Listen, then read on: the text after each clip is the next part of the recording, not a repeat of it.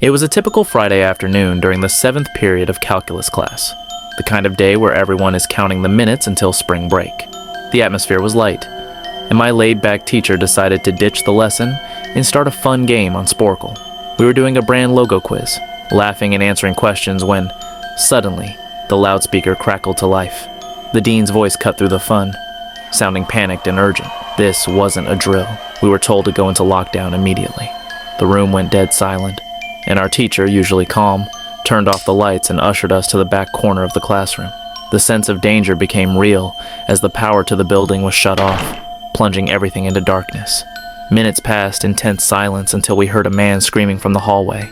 The voice grew closer, accompanied by banging on the lockers. "I'll kill all of you," the voice yelled out, sending shivers through the room.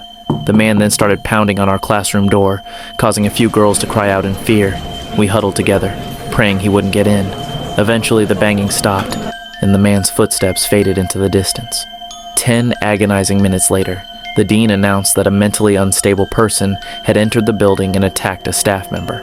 The man wasn't found, but according to rumors, the janitor discovered him sleeping in a storage closet with a weapon in his pocket. To this day, no one knows if he was ever caught, but I hope he's getting the help he needs.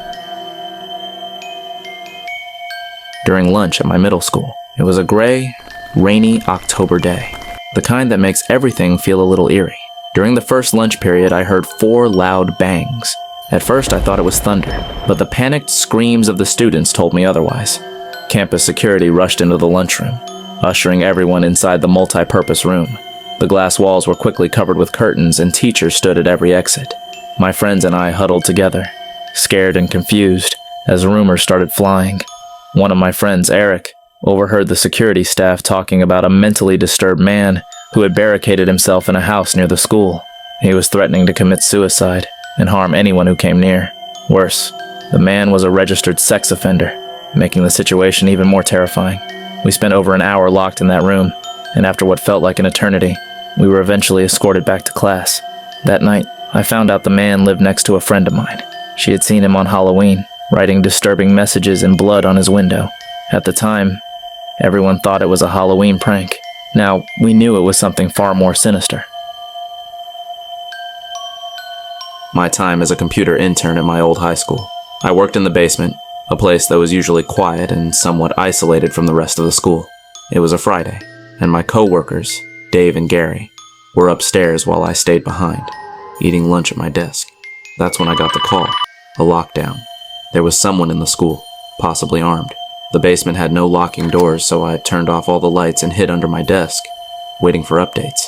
After about 20 minutes, I heard footsteps coming down the stairs. Someone entered the office but didn't turn on the lights. My heart pounded as I crouched in the dark, trying not to make a sound. Then, my phone dinged with a message.